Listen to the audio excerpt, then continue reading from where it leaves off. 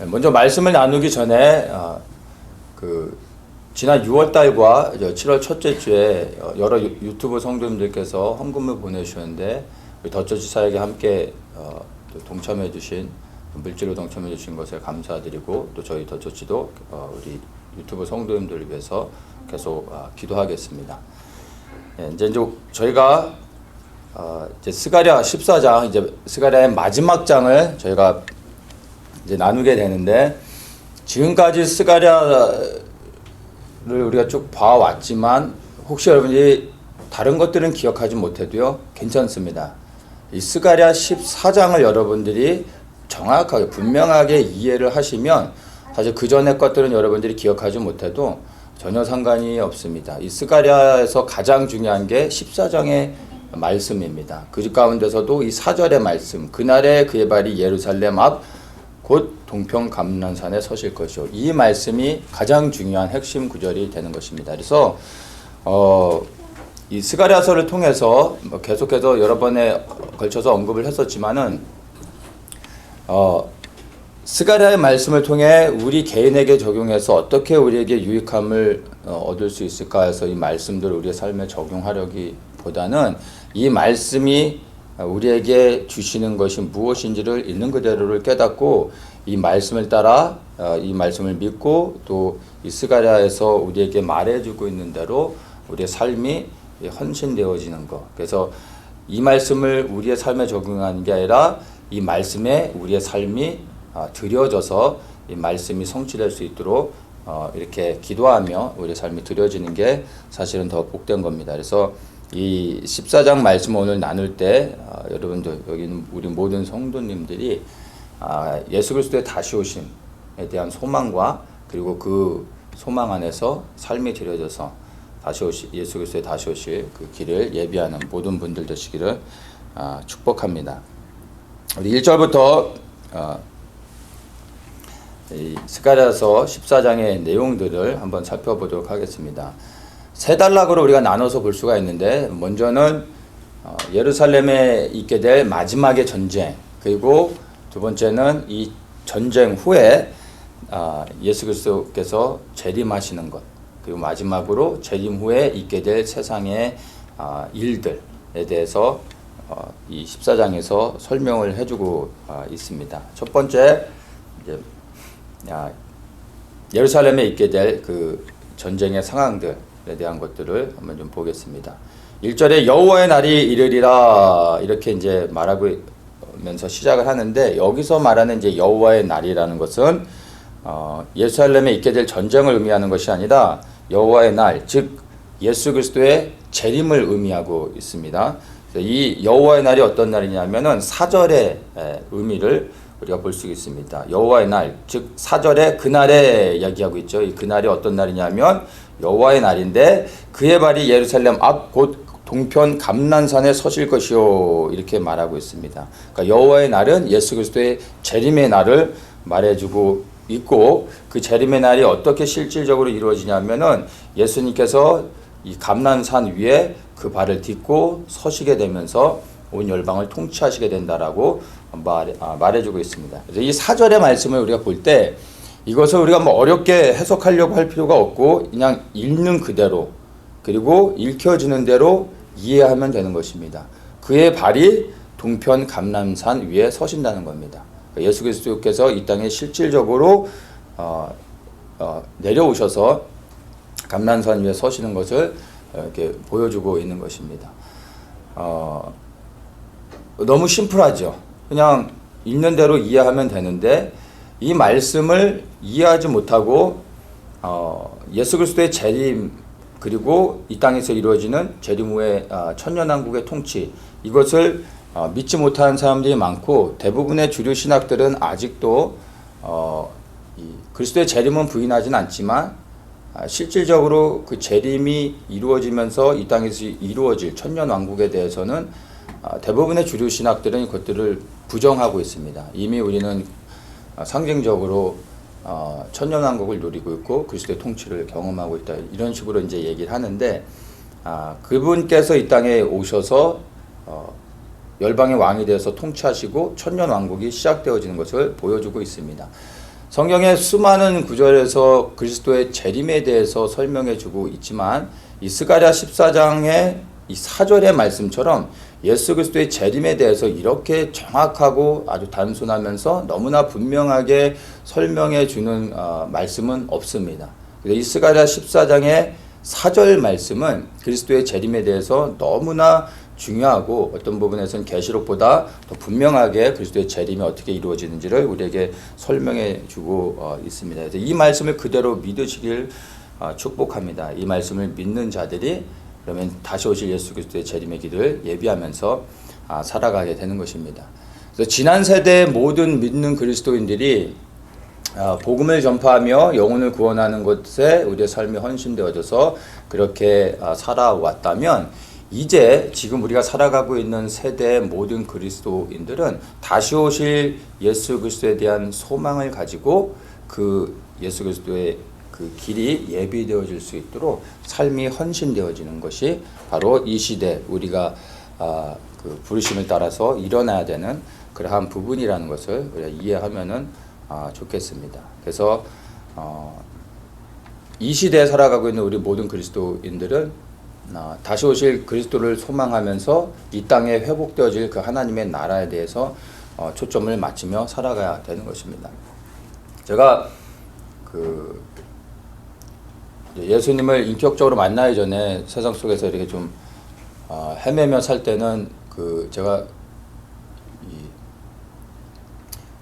이 시대에 태어난 게 굉장히 안타까웠어요. 저는 막 이렇게 그 옛날에 막 말 타고 다니면서 활 쏘고 막 칼싸움하는 이런 시대에 태어나고 싶었는데 그렇게 그때 태어나지 못한 게 너무 억울하고 막 이랬었는데 예수님을 만나고 나서는 좀 바뀌었어요. 그래서 예수님이 이 땅에 밟고 살아가는 그 시대에 내가 태어나 예수님을 옆에서 모시고 그렇게 살아갈 수 있었다면 그 시대에 태어나도 얼마나 좋았을까 생각했었는데 복음을 좀 더 깨닫고 난 후에는요. 지금 이 시대에 태어나 살아가고 있다는 게 얼마나 감사한지 이것이 가장 큰 복이 아닌가 생각합니다. 왜냐하면 그리스도의 초림을 함께 경험하며 그 초림의 예수님을 섬기는 것보다 더 복된 것이 다시 오실 주님의 길을 예비하고 그 주님을 다시 볼 수 있다는 것.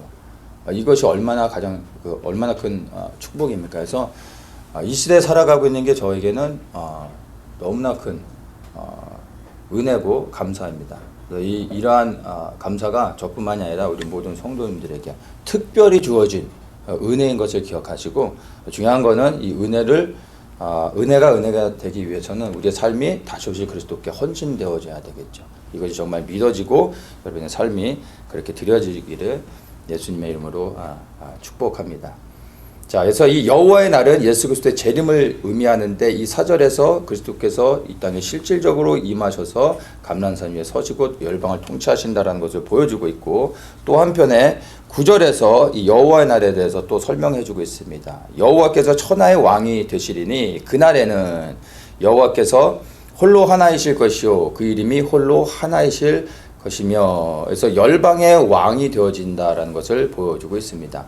예수님께서 다시 오시는 이유는요, 다른 것이 아닙니다. 바로 아담이 빼앗겼던 권세를 다시 되찾기 위해서 오시는 것입니다. 아담이 빼앗겼던 권세가 뭐냐면 온 열방을 통치하는 권세, 다스리는 권세, 즉 왕의 권세입니다. 하나님께서 아담을 창조하시고 아담에게 하나님의 권세를 주셨습니다. 왕의 권세를 주셨죠. 그래서 아담이 그 권세를 가지고 열방을 통치할 때 하나님의 영광을 받으셨던 겁니다. 근데 사단에게 속아 그리고 그가 하나님께 불순종함으로 그 왕의 권세를 빼앗겼습니다. 그래서 예수님께서 이 권세를 다시 되찾기 위해서 오시는 것입니다. 그래서 왕의 권세를 예수님이 되찾으실 때 하나님의 더럽혀진 이름이 회복되어지는 것이고 이 땅에 하나님의 나라가 회복되어지는 것입니다. 그래서 예수 그리스도의 재림은 우리가 그냥 단순히 그냥 예수님이 오신다는 것으로 이해하는 것이 아니라 하나님의 나라를 회복하는 것이고 더럽혀진 여호와의 이름을 회복하기 위해서 오시는 그래서 너무나 중요한 하나님에게서는 가장 중요한 일이라는 것을 우리가 이해를 해야 됩니다. 그래서 예수님께서도 제자들에게 기도를 가르쳐 주실 때 하늘에서 이루어진 뜻이 땅에서도 이루어질 수 있도록 기도하라고 그렇게 제자들에게 가르쳐 주셨습니다. 하늘에서 이루어진 뜻이 무엇입니까? 하나님의 통치죠. 하늘에서는 하나님만이 통치하고 하나님만이 영광을 받으십니다.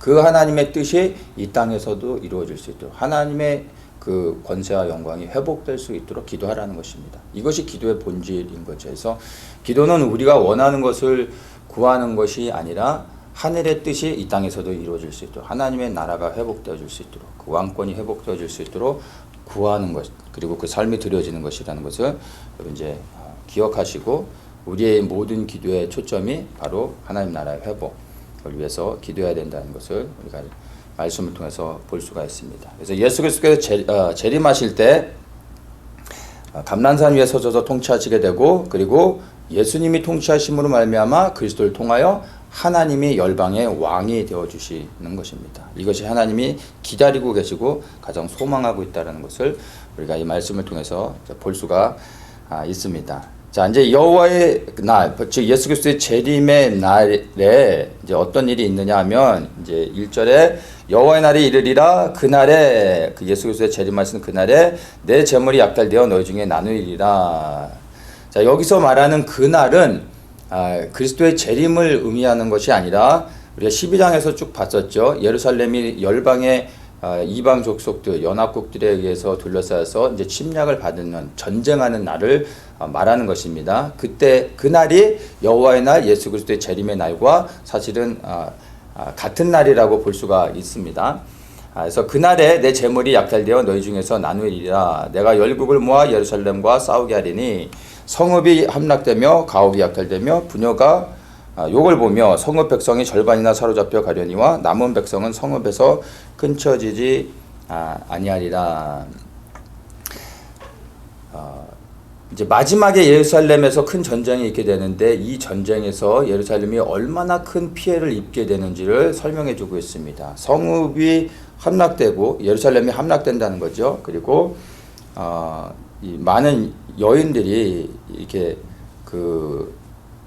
간음을 당하고 가장 비참한 상황들을 설명해 주고 있습니다. 그리고 성읍의 절반의 사람들이 잡혀가게 된다. 그러니까 이 예루살렘에서 있게 될 이 전쟁이 얼마나 극심한 피해를 입고 그리고 큰 전쟁인지를 설명해 주고 있습니다.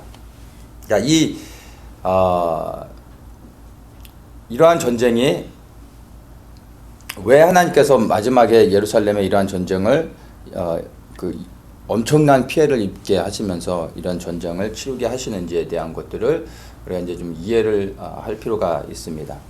이 전쟁의 목적은요, 단순히 싸우기 위한 것이 아니라 하나님을 대적하는 모든 열방의 나라들을 심판하기 위해서 그들을 불러 모으시는, 그래서 그들을 심판하시는 전쟁인 것입니다. 그래서 2절에서 설명하기를 내가 열국을 모아 예루살렘과 싸우게 하리니 말하고 있습니다. 이 열방의 이방 나라들이 자발적으로 이스라엘을 침략하는 게 아니라 하나님께서 의도적으로 그들을 예루살렘을 공격하게 하시겠다라는 것으로 우리가 이해를 하면 되는 겁니다. 이것을 우리가 마지막에 있게 될 그 666과 짐승의 표를 받는 것으로 우리가 좀 이해를 같은 맥락에서 하면은 될 것 같습니다. 많은 사람들이 때로는 왜 우리를 미혹해서 666 짐승의 표를 받게 하시는지 이해가 안 간다고 이제 말하시는 분들도 있는데, 하나님의 인을 받지 못한 모든 사람들로 하여금 짐승의 표를 받게 하시는 겁니다. 이해되십니까? 그러니까 하나님께 속하지 않은 모든 사람들로 하여금 짐승의 표를 받게 함으로 그것이 표적이 되어져서 결단코 주님 앞에서 변명하거나 핑계대지 못하도록 666표를 받게 하는 것입니다. 그래서 666표를 받은 모든 사람들이 핑계대지 못하고 하나님의 심판을 받게 되는 것입니다. 이제 이 맥락에서 하나님께 속하지 않은 모든 나라, 하나님을 대적하는 모든 나라들을 예루살렘을 공격하게 만드는 겁니다. 그래서 그들로 하여금 하나님께서 전쟁을 통해서 심판하기 위해서 그들을 불러 모으시는 것이죠. 근데 이 전쟁이 엄청나게 크고 이스라엘도 이 전쟁을 통해서 엄청난 피해를 입게 된다라는 것을 우리가 이제 볼 수 있습니다. 그래서 이 마지막에 있게 될 전쟁이고 이 전쟁으로 인하여 이스라엘이 엄청 그 피해를 입는다는 것을 우리가 잘 이제 이해를 하면 됩니다. 그래서 이것을 볼 때 결국에는 유대인들이 마지막으로 그 야곱의 환란을 통과하면서 메시아의 재림이 있기 전에 가장 또 극심한 고난을 마지막으로 또 받게 된다라는 것을 우리가 볼 수가 있습니다. 좀 안타깝죠. 이들이 복음을 처음 받아들여서 구원을 얻은 자들인데 이 복음으로 인하여 이들이 버림을 받았고 마지막으로 복음을 받아들이는 민족이 유대인이 되는 것이죠. 그리고 이 복음을 받아들일 때 이들이 마지막으로 가장 큰 민족적인 큰 고난을 통과하면서 이들이 구원을 받게 되는 겁니다. 그래서 우리 이방인들은 유대인들을 볼 때 안타까운 심정으로 유대인들을 위해서 기도할 수 있어야 됩니다. 하나님께 택함 받은 백성으로서 이들이 감당해야 되는 민족적 고난은 결코 쉬운 것이 아닙니다. 그래서 우리가 유대인들을 위해 하나님의 마음으로 기도할 수 있어야 되는 것입니다.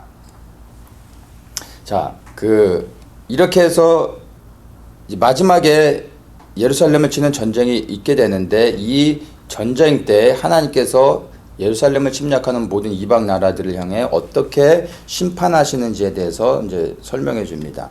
12절에 보면 예루살렘을 친 모든 백성에게 여호와께서 내리실 재앙이 이러하니 곧 섰을 때 그 살이 썩으며 그 눈이 구멍 속에서 썩으며 그 여가 입속에서 썩을 것이요.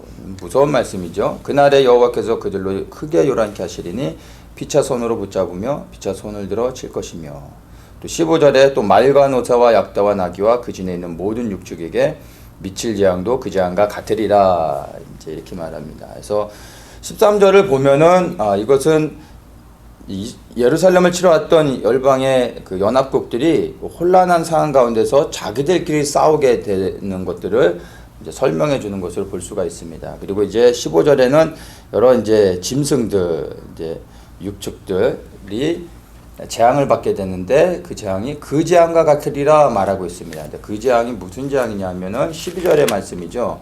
살이 썩고 눈이 썩고 혀가 썩는 겁니다. 그러니까 이거를 이제 그 핵폭발로 이제 이해를 하고 이제 해석하시는 분들도 있는데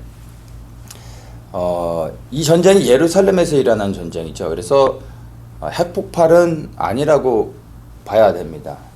그러니까 어떤 뭐 제3차 세계대전이 일어나거나 이방 나라들 간의 전쟁이 일어날 수 있겠죠.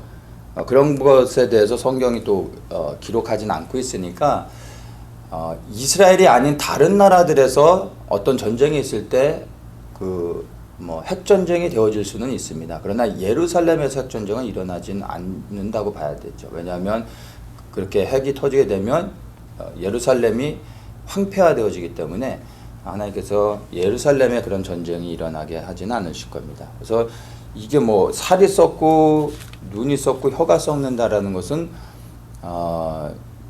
지금까지 우리가 들어보지 못한 그런 무서운 어떤 재앙이죠. 그러니까 이것은 아마 마지막 때 하나님께서 예루살렘을 치러 오는 나라들에게 주시는 어떤 특별한 아주 특이한 그런 재앙이 아닌가 생각합니다. 그러니까 뭐 예를 들어서 우리가 쓰나미라는 것들이 지금은 이제 익숙하죠. 그러나 불과 10년 전만 해도 쓰나미라는 단어 자체가 없었습니다. 그리고 뭐 요즘 이제 뭐 새로운 막 이런 전염병들 생기면서 뭐 AI 뭐 조류독감 뭐 이런 단어들도 생긴 지 얼마 되지 않았죠. 근데 그런 막 전염병들도 막 생겨가고 있는 것처럼 아마 이때 인류가 경험하지 못한 그런 무서운 재앙을 예루살렘을 침략하는 나라들에게 허락하실 것 같다고 우리가 보면 될 겁니다. 그러니까 어떤 전염병과 같은 것으로 이해하면 되지 않을까 생각합니다. 근데 왜 이러한 특이한 것으로 하나님께서 심판하시냐 하면은 만약 전쟁을 통해서 승리하게 되면 이스라엘이 자기들이 싸워서 이긴 줄 알고 목이 굳은 이스라엘 백성들이 하나님을 이제 메시아를 예수 그리스도를 영접하지 않게 되죠. 자기들을 높이게 되겠죠. 그래서 이 전쟁을 통해서 하나님이 아주 특이한 방법으로, 그래서 이스라엘뿐만 아니라 모든 열국의 이방 나라들 또한 여호와 하나님, 이스라엘 여호와 하나님이 정말 살아계신 하나님이구나, 그리고 정말 그 하나님만이 유일하신 하나님이구나 하고, 이스라엘뿐만 아니라 모든 열방의 민족들이 하나님을 인정하고 하나님을 경배할 수 있도록 하기 위해서 하나님이 아주 특별한 방법으로 하나님의 하나님 되심을 드러내기 위해서 이러한 심판으로 열방 가운데 이제 이스라엘 침략하는 나라들에게 이런 심판을 하신다라고 우리가 이제 이해를 하면 될 것 같습니다. 그래서 이 전쟁이, 마지막 있게 될 이 전쟁이 정말 극심한 전쟁이라는 것을 우리가 기억해야 됩니다. 이러한 전쟁의 피해 가운데서 예루살렘이 반이 함락되어지고 절체절명의 상황 가운데서 이들이 그들의 메시아인 부르짖을 때, 하나님께 도움을 요청하고 구할 때 메시아께서 극적으로 재림하시면서 이방 민족들을 심판하시고 구원해 주시면서 모든 이스라엘 백성들이, 남은 자들이 그 메시아를 영접하는데, 그 메시아가 예수 그리스도인 걸 깨닫게 되고 예수님을 그들의 왕으로 이제 예배하게 되는 거죠.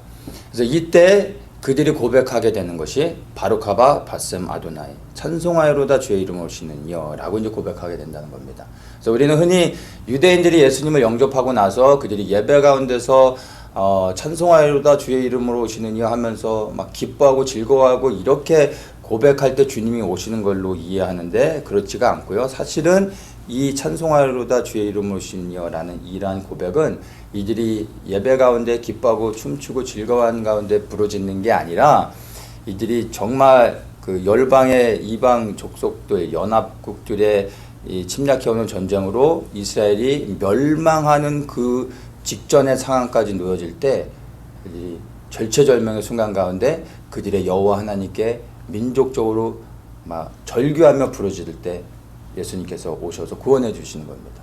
그래서 이 고백이 결국 쉽게 하는 고백이 아니라 정말 처절한 가운데 한다라는 것을 이해해야 됩니다. 그래서 우리가 유대인들을 전도하고 그 믿는 메시아닉 주들이 이렇게 예배 가운데 주님을 찬양하고 주님을 환영하는 그러한 고백들은 있겠지만, 그러한 고백을 통해 오시는 게 아니라는 것. 그래서 정말 유대인들을 위해서 이런 말씀을 알면 알수록 막 그들을 위해서 우리가 아버지의 마음으로 기도해야 되는 것을 우리가 좀 다시 한번 또 생각하게 되는 것입니다.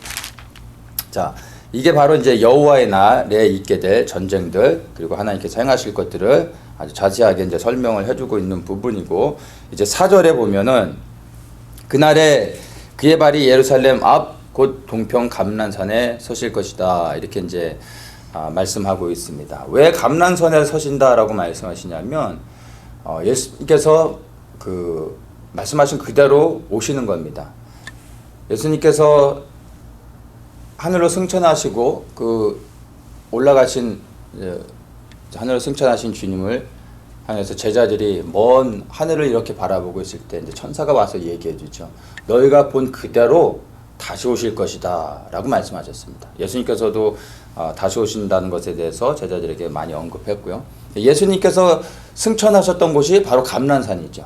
그래서 예수님께서 다시 오시는 것도 바로 감난산이 되는 것입니다. 말씀 그대로 성취되는 것이죠. 이것이 예언의, 예수님께서 이 땅에 감난산 위에 다시 오셔서 그 땅을 밟으실 때 성경에 기록되어진 모든 예언의 말씀들이 완전히 성취되어지는 것입니다. 그리고 하나님의 영광이 회복되어지는 것입니다. 그래서 이게 너무나 중요한 말씀이 되는 것이죠.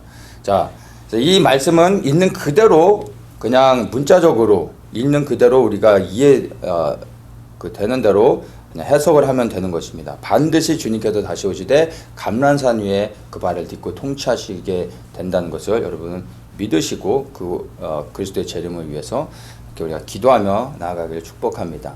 예수님께서 다시 이렇게 감난산 위에 서시게 되는데, 그때 감난산에 큰 지진이 일어나는 것을 말해주고 있습니다. 그래서 그 한가운데가 동서로 갈라져 매우 큰 골짜기가 되고 산 절반은 북으로 절반은 남으로 옮기게 된다, 이렇게 말하고 있습니다. 그러니까 그 예루살렘 지금의 이제 동문으로 해가지고 이 동문이 왕의 문, 이제 미문, 그러니까 아름다운 문이고 왕들이 지나가는 문이라고 하는데, 이 동문으로 해서 선을 이렇게 쭉 긋게 되면 감난산의 그 중간을 이렇게 가로지르게 됩니다. 그래서 이 동문을 중심으로 해서 감난산이 동서로 갈라진다고 하죠. 그러니까 감난산의 반은 북쪽으로, 반은 남쪽으로 이렇게 이제 갈라지게 되는 것을 이제 우리가 이해할 수 있습니다. 그러니까 주님이 재림하시면서 이스라엘 백성들을 구원하실 때 이 지진이 일어나게 되는데, 이 지진이 그냥 예루살렘에만 잠시 있게 되는 그런 지진이 아니라 열방 가운데 있게 되는 그런 지진으로 우리가 좀 이해를 하면은 좋을 것 같습니다. 왜냐하면 에스겔 38장 이제 고개 전쟁에 대해서 에스겔이 설명해 주고 있는데, 거기에서도 이 전쟁 때 지진이 있게 되는 것을 설명해 줍니다. 에스겔 38장 18절에 보면요, 나주 여호와가 말하노라. 그날에 곡이 이스라엘 땅을 치러 오면 내 노가 내 얼굴을 나타내리라. 그러면서 내가 투기와 명령한 노를 바랄 거니와 그날에 큰 지진이 이스라엘 땅에 일어나서 바다의 고기들과 공중의 새들과 들의 짐승들과 땅에 기는 모든 벌레와 지면에 있는 모든 사람이 내 앞에서 떨 것이며, 모든 산이 무너지며 절벽이 떨어지며 모든 성벽이 땅에 무너지리라. 그러니까 이 지금 에스겔 38장 고개 전쟁 때 그 극적으로 마지막에 이 지진이 일어나면서 이 전쟁이 마무리됩니다. 그리고 이스라엘이 회복되는 것을 이제 설명해주고 있는데, 이 지진이 그냥 좀 땅이 좀 흔들리고 마는 지진이 아니라 엄청난 지진인 것을 알 수가 있어요. 그래서 모든 땅들이 흔들리고 모든 산이 무너지고 모든 성벽에 땅이 무너진다, 이렇게 이제 설명해주고 있습니다. 그래서 예루살렘에 있게 될 이 지진이 엄청난 지진이라는 것을 우리가 이해할 수 있습니다. 그래서 이걸 스가랴 14장에 일어날 지진과 같이 볼 수가 있습니다. 그러니까 별도의 또 다른 지진들이 예루살렘에서 계속해서 일어난다고 보기는 좀 어렵죠. 이게 하나의 지진으로 우리가 이해를 할 수 있습니다. 그리고 이제 계시록에서도 이 지진에 대해서 언급을 해주고 있습니다. 16장 계시록 16장 18절에 보면 일곱 대접 심판 가운데 일곱 번째 대접 심판에 대해서 설명해 주고 있습니다. 이 일곱 번째 대접 심판은 마지막 심판입니다. 그러니까 세 가지의 심판이 나오죠. 일곱 인재앙 심판, 일곱 나팔재앙 심판, 그리고 일곱 대접 심판이 마지막 심판인데, 이 일곱 대접 심판 가운데 일곱 번째 대접이 마지막 심판입니다. 이 심판이 끝나고 난 후에 이제 계시록을 보면 그리스도의 재림이 있게 되는 것입니다. 이 마지막 심판 때 무슨 일이 있냐면 지진이 일어나는데, 18절에 번개와 음성들과 내성이 있고 또 큰 지진이 있어 어찌 큰지 사람이 땅에 있어오므로 이같이 큰 지진이 없었더라. 인류가 경험했던 지진들은 비교할 수 없을 만큼의 무서운 지진이라는 거죠. 큰 성이 세 갈래로 갈라지고 만국의 성들도 무너지니 큰 성 바벨론이 하나님 앞에 기억하신 바 되어 그의 맹렬한 진노의 포도주 잔을 받음에, 자 20절에 보면요, 각 섬도 없어지고 산악도 간데 없더라, 이렇게 말합니다. 그러니까 이 계시록에서 말하고 있는 마지막 일곱 번째 대접 심판 때 지진이 있게 되는데, 이 지진이 얼마나 큰 지진인지를 우리가 볼 수 있는 겁니다. 섬이 없어지고 산도 없어져 버린다고 말하고 있습니다. 이것이 에스겔 38장에서 말하고 있는 지진과 유사한 것이죠. 근데 이게 곧 스가랴 14장에서 말하고 있는 지진과 같은 맥락으로서 우리가 이해를 하면 됩니다. 이 지진이 일어나고 이제 열방에 대한 심판이 끝나고 그리스도의 재림을 통해 온전히 회복되어지는 것을 우리가 볼 수가 있습니다. 왜 이것을 마지막에 일어날 그 지진을 통해서 하나님께서 이제 마지막 심판을 하시는 것으로 이해를 해야 되냐면은, 이사야 40장 3절에 이런 말씀이 있습니다. 우리가 잘 아는 말씀이죠. 외치는 자의 소리여 가로되 너희는 광야에서 여호와의 길을 예비하라 사막에서 우리 하나님의 대로를 평탄케 하라. 이 말씀 우리가 너무 잘 아는 말씀이죠. 자, 이 말씀이 선포되어지고 나서 뭐라고 얘기하냐면 골짜기마다 도두어지며 산마다 작은 산마다 낮아지며 고르지 않은 곳이 평탄케 되며 험한 곳이 평지가 될 것이요 여호와의 영광이 나타나고 모든 육체가 그것을 함께 보리라. 이렇게 말하고 있습니다. 이 큰 지진이 일어나고 난 후에 여호와의 예수 그리스도의 그 메시아의 길이 예비되어지고 이제 하나님의 영광이 임하게 된다는 것입니다. 그러니까 마지막에 하나님의 영광이 임하기 이전에 땅이 평평케 되어지는 일들이 일어나게 되는데 이것이 실제적인 지진을 통해서 일어나게 된다는 것을 설명해주고 있고 그것이 여호와의 길을 이제 그 예비하는 것이라고 말해주고 있습니다. 골짜기가 메꿔진다라는 얘기는 뭡니까? 땅이 채워지는 거죠. 산이 그리고 낮아진다고 말하고 있어요. 그러니까 지구가 이제 플랫이 된다라는 의미인 것입니다. 우리가 살고 있는 이 땅은 원래는 하나님께서 창조하셔서 아담에게 주셨을 때는 평지였습니다. 노아의 홍수를 통해서 노아의 홍수는 물의 심판이라고 우리가 흔히 이해하지만 지구가 전체적으로 뒤틀리는 그 지진을 통해서 홍수가 물이 터지고 그렇게 해서 이제 되어진 거죠. 그래서 단순한 물의 심판이 아니라 지구가 완전히 뒤틀리는 큰 지진이 일어났던 것을 우리가 알 수가 있습니다. 그때 땅이 갈라지면서 이제 이게 지진이 나면서 이렇게 산이 생긴 거죠. 그리고 골짜기가 생기고 땅이 갈라져서 대륙들이 나눠지게 되고 거기에 이제 물이 채워지게 되고 이렇게 된 것이죠. 그래서 이게 하나님의 심판을 통해 변형되어진 것을 보는 것입니다. 그것을 가장 입체적으로 잘 볼 수 있는 게 그랜드 캐니언입니다. 사람들은 그랜드 캐니언 가서 와 하고서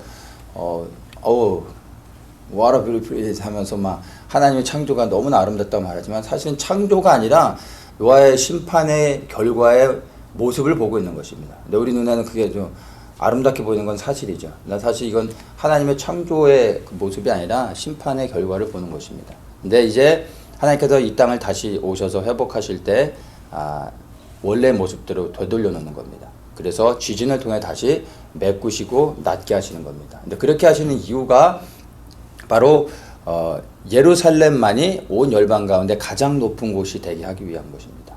그래서 온 세상이 다 이제 완전한 플랫은 아니지만 이제 평평한 곳이 되는 겁니다. 그리고 예루살렘만 이제 높아집니다.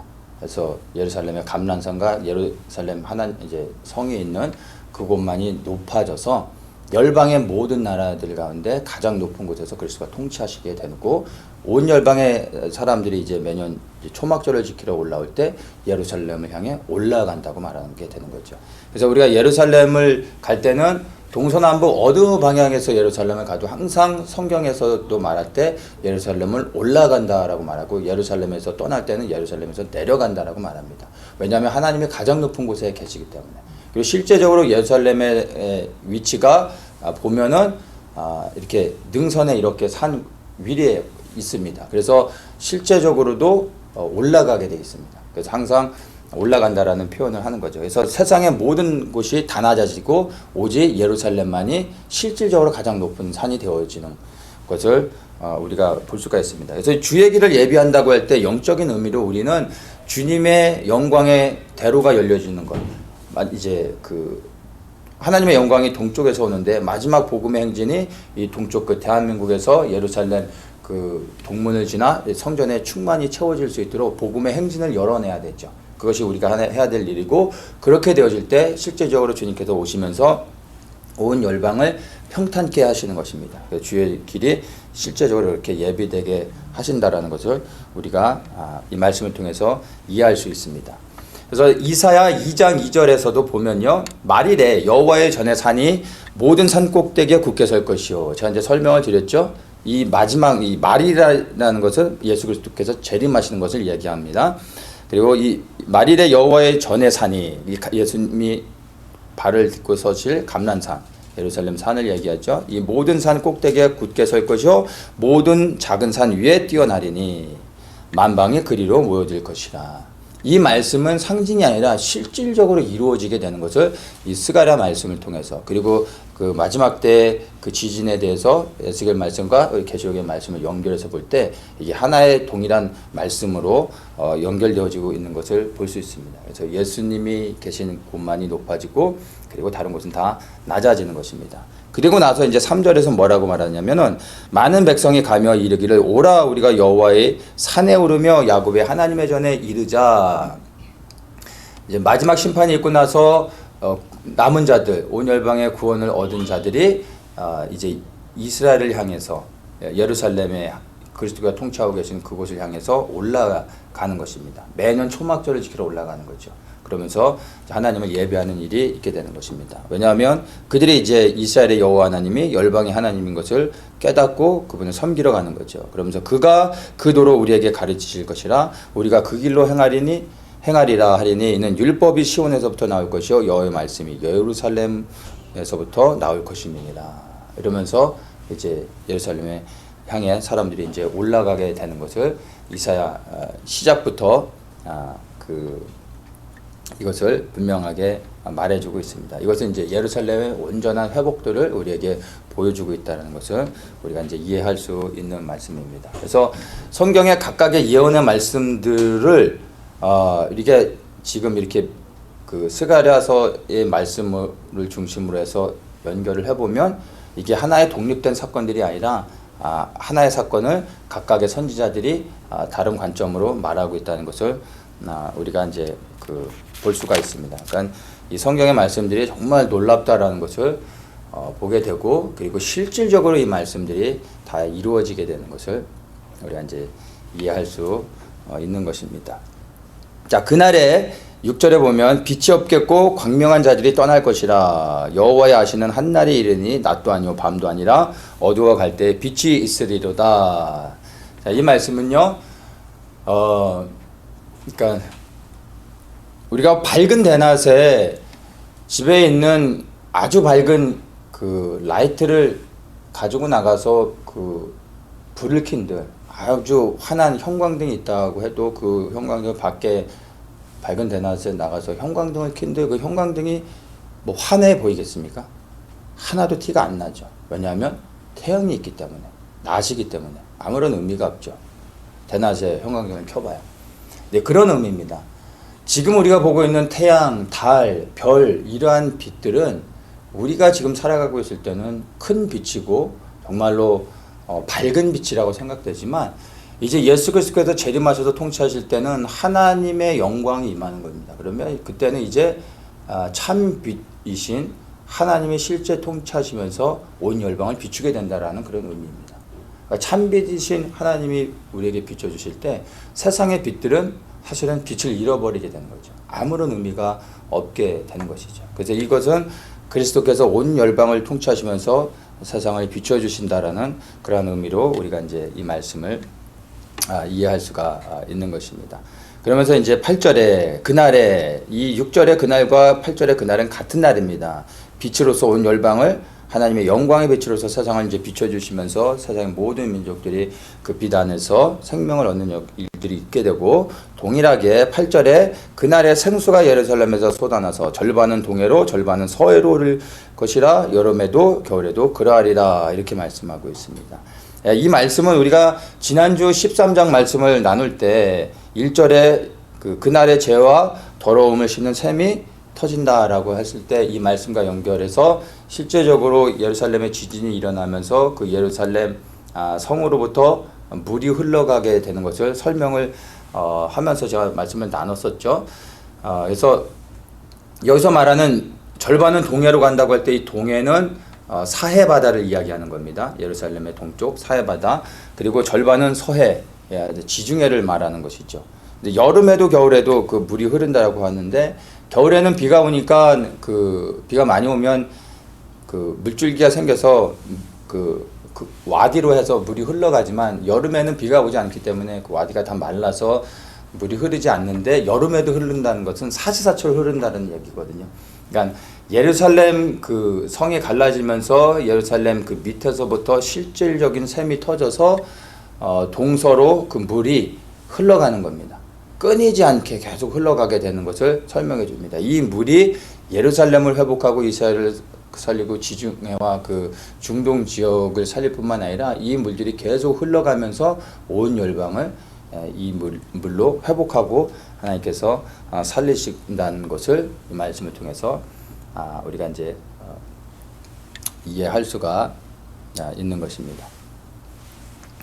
그래서 10절에 온 땅이 아라바 같이 되되 이렇게 말하는데, 아라바 같이 된다라는 것은 땅이 평평하게 된다는 것입니다. 우리가 이거 지진이 일어나는 것을 통해서 우리가 봤었죠. 그리고 예루살렘이 높이 들려 그 본처에 있으리니 말하고 있습니다.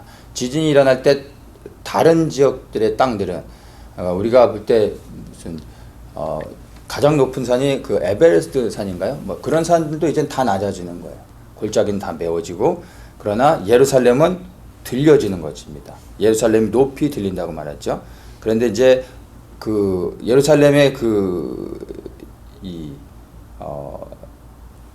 크기 어느 정도까지 그 예루살렘이 평평해져서 그게 이렇게 그 지역이 들려지는지에 대해서 설명을 해주는데, 베냐민 문이라고 얘기합니다. 베냐민 문은 북쪽에 있는 문을 얘기하고, 천문, 이 천문은 예루살렘에 들어오는 천문, 이것은 이제 동문을 이야기하는 것입니다. 왕의 문.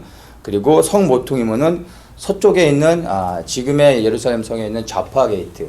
이 자파 게이트가 이제 지중해를 향하죠. 그래서 서쪽에 있는 문으로 이해하면 되고, 하나넬 망대는 정확하지는 않은데 흔히들 북쪽으로 이해를 합니다. 그리고 왕의 포도주는 예루살렘 성의 남쪽에 위치하고 있는 것으로 흔히들 추정을 합니다.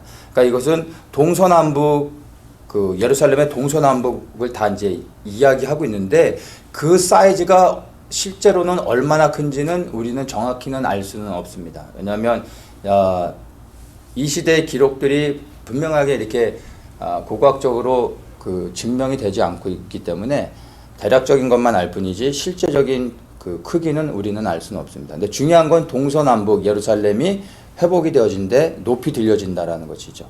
이제 그것을 우리가 그냥 이해를 하면 됩니다. 이러한 모든 일들이 실제로 있게 되는 것을 우리에게 지금 설명해 주고 있는 것을 우리가 볼 수가 있습니다. 자, 그렇게 해서 예루살렘을 침략해 오는 전쟁을 통해 심판하시고, 그 다음에 예루살렘을 온전히 회복하시는 이러한 일들이 이제 있고 난 후에 이제 완전히 예루살렘의 평화가 오게 되는 것이죠. 그리고 난 후에 있게 될 일들을 이제 16절부터 설명해 주고 있습니다. 16절 이제 보면, 예루살렘을 치러 왔던 열국 중에 남은 자가 해마다 올라와서 그 왕 만군의 여호와께 숭배하며 초막절을 지킬 것이라, 이렇게 이제 얘기하죠. 마지막에 이제 예루살렘이 온전히 회복되고 그리스도께서 통치하실 때 절기 중에서 초막절만 지키는 것입니다. 이 초막절은 유대인뿐만이 아니라 모든 그 땅에 살아가고 있는 모든 사람들이 다 지켜야 되는 것이 되는 것입니다. 그러니까 초막절을 지키러 올라온다라는 말은 7절기 가운데 그 예수 그리스도께서 재림하심으로 인하여 모든 다른 절기들은 다 성취되어진, 완결되어진 것으로 이해하면 됩니다. 근데 초막절은 성취된 것 같지만 성취된 게 아니라 현재 진행형으로 가는 것이라고 이해하면 되는 것이죠. 그리스도께서 이 땅에 오셔서 천년왕국을 이루시면서 실제로 통치하실 때 예수 그리스도께서 온 열방에 장막이 되어주셔서 그 장막 안에서 모든 사람들이 평안을 누리며 살아가는 겁니다. 그러니까 진행되고 있는 거기 때문에 완결된 건 아닙니다. 그래서 모든 세상의 나라들이 예루살렘에 매년 초막절마다 이제 올라오게 됩니다. 반드시 올라와야 되는 것입니다. 그리고 이 초막절을 지키며 우리의 장막 되어주신 열방의 하나님을 기뻐하고 감사하는, 예배하게 되는 것이 반드시 있게 되는 것입니다. 자, 그런데 여기서 이제 남은 자가 올라온다라고 얘기하는데, 이 남은 자가 어떤 사람들인지를 이제 이해해야 되는데, 이 남은 자는 첫 번째 예루살렘을 치러 왔던 이방 나라들 가운데서 전쟁 가운데 살아남은 그 하나님의 은혜로 살아남은 사람들을 이야기합니다. 이게 첫 번째 남은 자고, 두 번째로 이 남은 자라고 할 때 이 남은 자는 휴거되지 못하고, 그리고 이 땅 가운데서 그러나 짐승의 표를 받지 않고 끝까지 살아남은 사람들, 서바이브한 사람들. 그러니까 이 사람들은 예수님을 믿는 사람들이기 때문에 믿음을 지켜서 666을 받지 않은 사람일 수도 있고요. 예수님을 믿지 않지만 표를 받지 않고 그냥 살아남은 사람들일 수도 있는 것입니다. 중요한 건 표를 안 받았다라는 것입니다. 네, 이 사람들은 여전히 육을 입고 있죠. 그렇기 때문에 이제 이 남은 자들은 예수 그리스도께서 통치하실 때 육을 입고 하나님의 백성으로서 자기가 살아가는 곳에서 이제 다시 살게 되어지는 것입니다. 이들에게 요구되어지는 게 매년 초막절을 지키러 이제 올라와야 된다라는 것입니다. 그런데 이제 이런 사람들이 천년왕국 때 17절 보면 천하만국 중에 그 왕 만군의 여호와께 숭배하러 예루살렘에 올라오지 아니하는 자들에게는 비를 내리지 아니하실 것인지 이렇게 말씀하시죠. 비를 내리지 않을 것이다 라고 말씀하셨다는 것은 초막절을 지키러 오지 않는 자들이 반드시 있다라는 것을 얘기해 주는 것입니다. 그러니까 이제 그리스도께서 재림하셔서 온 열방의 왕이 되셨을 때는 열국의 모든 이방 사람들조차도 이스라엘의 여호와 하나님이 유일하신 여호와 하나님이라는 것을 보고 깨닫고 알았음에도 불구하고, 그럼에도 불구하고 여전히 또 예수님을 섬기지 않고 예배하지 않는 자들이 있다는 것입니다. 왜냐하면 육을 있기 때문에 죄된 본성이 다시 발동되는 거죠. 그래서 하나님을 대적하는 자들이 반드시 있게 된다는 것을 우리에게 이제 보여주는 것입니다. 그래서 이러한 자들에게 내리는 심판이 비를 내리지 않는 것입니다. 많은 심판들이 있을 수 있는데 왜 비를 내리지 않는 심판으로 하시냐라고 했을 때 우리가 이해할 수 있는 것은 어떤 전염병이나 어떤 전쟁을 통해서 심판하신다고 했을 때, 전쟁도 큰 심판이 될 수 있지만 전쟁을 통해 죽는 사람도 있지만 살아남는 사람도 있잖아요. 그리고 전쟁에서로 심판하시면 죽는 사람들은 돌이켜 회개할 기회가 없고 그냥 끝나게 되죠. 큰 지진으로 심판을 하신다고 해도 지진으로 인해 피해를 입는 사람도 있지만 또 지진에 피해를 입지 않는 사람들도 있는 거죠. 전염병도 마찬가지고요. 전염병에 걸리는 사람도 있고 안 걸리는 사람도 있고. 그러나 이제 물로 심판을 하신다. 비를 내리지 않으면 어떻게 됩니까? 그 지역에 비를 내리지 않으면 그 지역에 사는 모든 사람들이 다 고통을 당할 수밖에 없습니다. 비가 내리지 않아 물이 없으면 다 죽게 되는 거죠. 그리고 그들에게 여전히 돌이켜 회개할 수 있는 기회를 주시는 것입니다. 만약 불로 심판하신다면 그냥 그 즉시로 다 죽는 거죠. 돌이켜 회개할 기회도 없겠죠. 근데 물을 내리지 않으면, 물을 주지 않으시면 사람들이 물이 없음으로 인하여 돌이켜 회개하고 하나님께 돌아올 수 있는 기회를 주시는 거예요. 그러니까 그렇게 예수님이 메시아인 것을 보고 알았음에도 불구하고 또다시 예배하지 않는 참 대단한 어떤 인종들이 있는 거예요. 그런데 그들을 향해서도 하나님께서 즉시 심판해서 멸하지 않으시고 비를 내리지 않으심으로 인하여 그들이 물이 없어 막 이렇게 어려움에 처할 때 다시 돌이켜 회개할 수 있는 기회를 주시는 겁니다. 이걸 통해서도 정말 하나님의 사랑이 얼마나 크신지를 우리가 이해할 수 있는 것입니다. 그래서 물은 곧 생명이죠. 그래서 생명이신 예수 그리스도께 예배하러 오지 않는 자들에게 생명을 허락해 주지 않으시는 것으로 우리가 이 말씀을 이해를 하면은 될 것 같습니다. 자, 이런 일들이 이제 있게 되는데 우리는 이런 것들을 경험하는 사람이 되어져서는 안 되겠죠. 남은 자가 되지 마시기 바랍니다. 남은 자라고 할 때 또 다른 의미도 있지만 여기에서 남은 자들은 육을 가지고 천년왕국의 백성으로 살아가는 자들을 말하는 겁니다. 우리는 그러한 남은 자가 돼서는 안 됩니다. 자, 이제 이러한 일들이 있음을 설명해주고 이제 20절과 21절에 이스라엘이 어떻게 회복되는지를 한 번 더 마지막으로 설명해주고 있습니다. 그날에는 말방울까지 여호와에게 성결이라 기록될 것이라. 여호와의 전에 모든 솥이 제단 앞 주발과 다름이 없을 것이니 예루살렘과 유다의 모든 솥이 만군의 여호와의 성물이 될 것이다. 이렇게 이제 말하고 있습니다. 여기서 이제 말방울이라고 하는 것은 여기 스가랴에서만 기록되어져 있는 말씀이라 해석하는 게 쉽지는 않은데, 이 말방울은 그냥 이스라엘 유대 사회의 어떤 공동체를 이제 소사이어티 그런 의미로 이해를 하면 됩니다. 그리고 여호와의 전의 모든 솥, 즉 이제 성전이 정결케 되어지는 것을 이야기하는 거죠.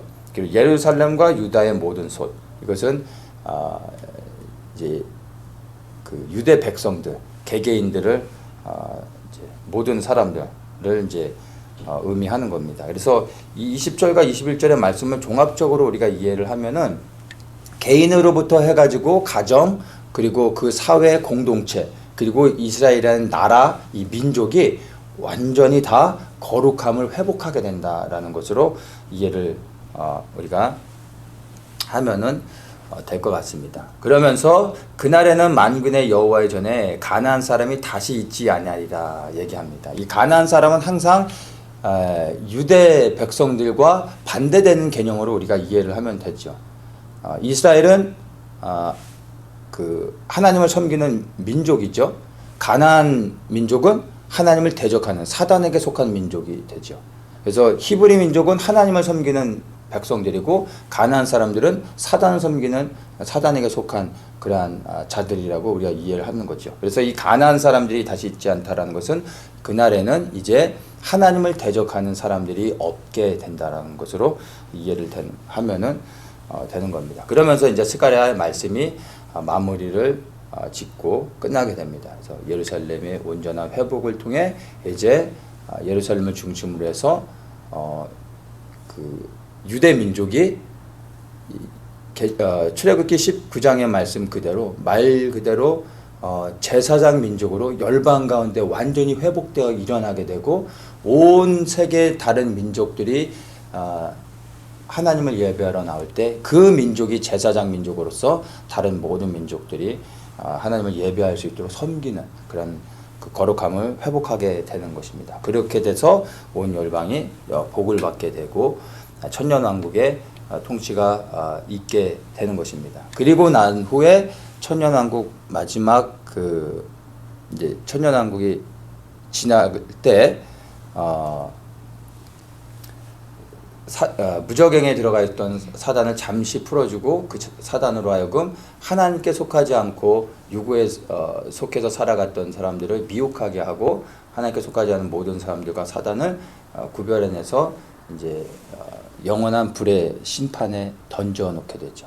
그리고 나서 이제는 죽은 자들의 부활이 있고 새하늘과 새 땅으로 하나님께 속한 자들은 부활의 몸을 입고 이 세상이 아닌 우리가 흔히 얘기하는 천국이 아닌 새하늘과 새 땅으로 들어가 영원히 하나님과 살게 되고 거기서 심판을 받은 자들은 영원한 불못에서 고통을 당하게 되는 것입니다. 그래서 초막절을 지키는데 초막절이 온고잉 한다는 것을 우리가 이해해야 되고 초막절이 7일을 지키지만 7일을 지키고 나서 하루를 더 연장해서 지키게 하는 의미가 8일째는 영원을 의미하는 것입니다. 그래서 초막절이 끝나고 난 후에 하나님의 마지막 심판이 있게 되는데 그때 하나님께 속한 자들은 새하늘과 새 땅으로 그리고 마귀에 속한 자들은 마귀와 함께 영원한 불못에 던져지는 것을 우리가 이렇게 이해를 하면은 될 것 같습니다. 자, 이 14장의 이 말씀은요, 정말 우리가 문자적으로 이 말씀들 다 이해를 할 수 있어야 됩니다. 이게 은혜입니다. 이 말씀은 그리고 반드시 성취되어질 것인데 구체적으로 언제 성취될지는 우리도 알 수 없지만 우리 시대에 이러한 일들이 일어날 것을 우리가 생각해 볼 수 있는 것입니다. 어떤 사람들은 부활의 몸을 입고 그리스도와 함께 통치하여 천년왕국에 들어가는 영광을 입는 사람들도 있게 될 것입니다. 이런 사람들은 마지막 때 끝까지 믿음을 지키며 순교한 자들이 그 영광에 들어가게 되는 것입니다. 어떤 사람들은 휴거되어서 천국에서 이제 두 번째 그 부활에 소망하면서 새하늘과 새 땅을 기다리고 있는 사람들도 있게 될 것입니다.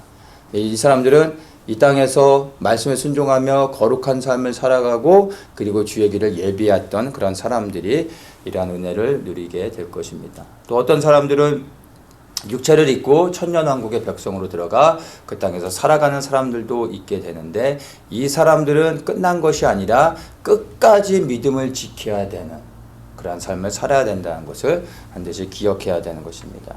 그리고 또 어떤 사람들은 이미 지옥에 떨어져 영원한 형벌을 받고 그리고 그 영원한 고통을 당하게 되는 사람들도 있게 될 것입니다. 이 사람들에게는 더 이상의 기회가 없다라는 것을 우리는 기억해야 됩니다. 이러한 이제 마지막 때 이러한 일들이 있게 될 것인데 여러분 우리에게 모든 가능성이 열려져 있습니다. 제가 말씀을 나눴던 것처럼 우리가 영광스러운 부활의 몸을 입고 천년왕국에 들어갈 수도 있지만 우리가 지옥에 떨어져 영원한 고통을 당할 수도 있다는 것입니다. 이 모든 가능성이 우리에게 열려져 있는데 이것은 전적인 우리의 선택에 있다는 것입니다.